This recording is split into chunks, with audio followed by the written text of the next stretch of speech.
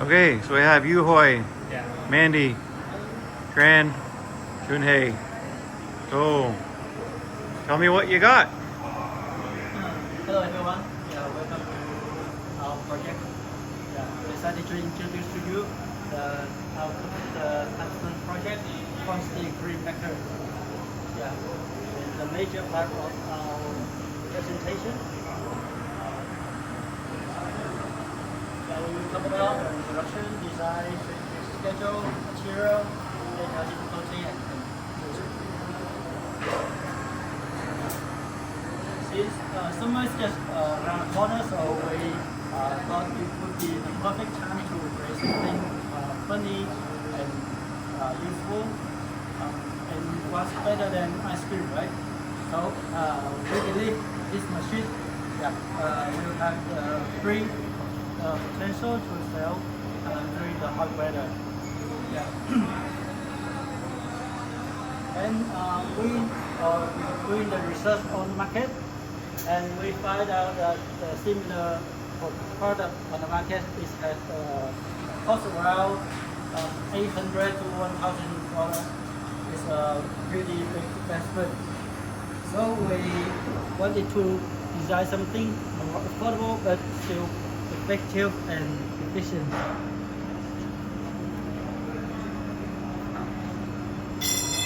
And here's our machine is powered based on the basic refrigeration system. The evaporator coil will is the cold source that cold tray, and which will freeze the ice cream mixture. And the other side we have the cooler here to store the mixture and the topping. Which will be keep it refreshing and ready to be used. And for the convenience, we add the wheels to make it easy to move. And for the next part, David will continue. For the whole project, we spent around 9 weeks because we actually want this product can be used in the real world. So we actually spend a lot of time, more than other group. Probably we spend like 3 weeks for the structure. So for the first week, we actually decide what we're going to build with. And the second week, we go to buy some material. More of the material is actually free. We get it from our company, our workplace. So for the 3 to 6 weeks, we spend around 3 weeks to build up the structure because for the panel it's actually in the middle. So we spend some time to take it off and weld it again to make it more flexible for what we wanted. And for around 6 to 8 weeks, we start to build up our system. So now it's basically the testing something. So for the material, it's actually, as I say, more of our material, including the frame or something, is gathered from our workspace. It's free, but we actually want this product actually can be used in the real world. For example, for the paste like this, it's actually compliant with the food standard. The Ontario. So it's actually can use it to fry the ice cream or something. And then for the we put it on the wheel for the structure. It's actually more easy to send it to any way. And for the gap, we fill up in the expansion form here because we're using the stainless steel. It's very easy to conduct the heat. We use the form to isolate the heat. More easy to keep the temperature inside. And we actually, for another part, we use the form we bought it from Home Depot to put it downstairs under the tube to keep temperature.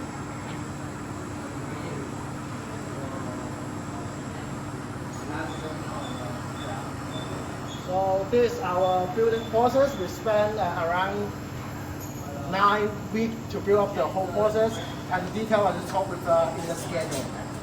So let's take this one. Hello. We checked the compressor is half horsepower, So we calculate the capacity is 3,750 BTU per hour. So we check with the capillary tube at the table. We use number 2, BC2, the diameter of the capillary tube, and we calculate that half horsepower, and number 2 capillary tube we use 29 inches length for the capillary tube. Because this system is a very simple system, just a refrigeration system. So we are not using the very complicated, for example, the TSV or something. We just use the capillary tube. We are only on and off power system, only cold and off. So the data we got here for the cooling pan, the initial temperature is 72.5 Fahrenheit, and we reach 21.2 Fahrenheit in 20 minutes. So it's not a very long time to reach the lowest temperature. And for the cooler, we have actually a cooler here. We have to cool on. Yes.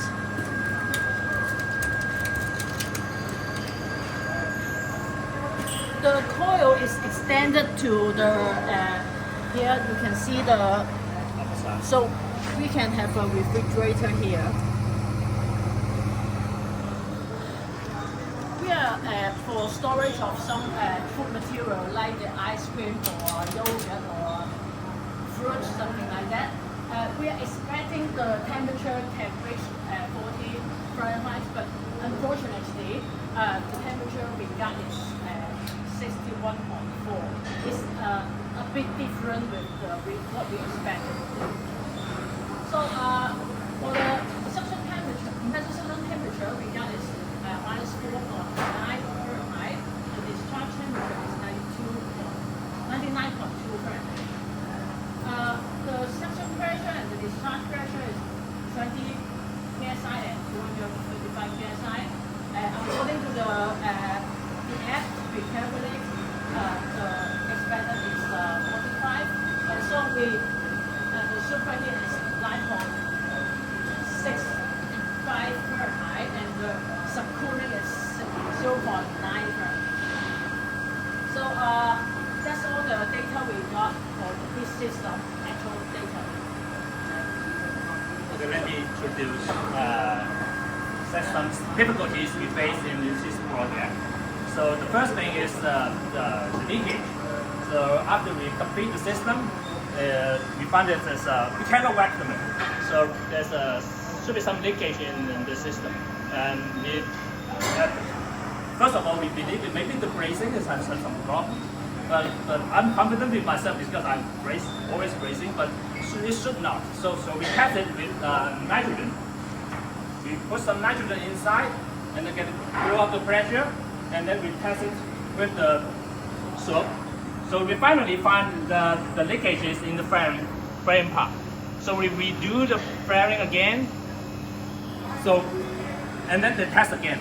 After the first time to be repeated, it still leak a bit. So we do the second time, do the better flaring, use a different tools, and then brace again. So finally we got this low leakage. So this the first one is the leakage problem. And then the second difficulty is the vacuuming. We want vacuuming to the target is 500 micron. So, but we found that maybe it's the moisture inside get the problem. We can't reach below 1,000. So we put some refrigerant inside first. Hope that the moisture can be absorbed by refrigerant, and then we take out the refrigerant again, and then we do the vacuuming again the second time. So and the second time we can reach a better reading. We can reach about 900 micron. So it's according to the data is acceptable. So we accept this data and then start to put it the refrigerant inside and run the system. So how is it after building this, what we can learn from it is it should be thought to be easy at first. It's a very simple system without much control system. So it's just a very simple refrigeration system. But it's some unpredicted problems arise. Something like that is extra heat loss, because in the calculation, the heat loss is just calculate the pan. Maybe now we touch it, it's a big cool here. There's an extra heat loss. So it's maybe the reason the freezer cannot reach the dessert temperature. And then there's a leaking vacuum problem I mentioned before, and then the poor conductivity. The last one is this pan. We already just place the pan on the evaporating tube. So, but there's a problem because it cannot touch good. But the heat cannot. The conductivity is poor. So finally, we find some thermal grease. It's a usage in the computer for like the CPU, the heat sink between it. So we put this thermal grease on top of the evaporating tube, and then we put it here and secure it, not let it move, put some pressure in it. So now you see in the tube, so it's all grease. You get a good result. At first, it's just a small spot here. Okay, it's a very low performance. That's not good. So what we learned after this, we think we should have a longer and closer evaporating tube. Just because now you can see the evaporating tube is just 1 loop, 2 loop, 3 loop here. And then we think that if you make it, it should be arranged more close. And much more to be arranged here.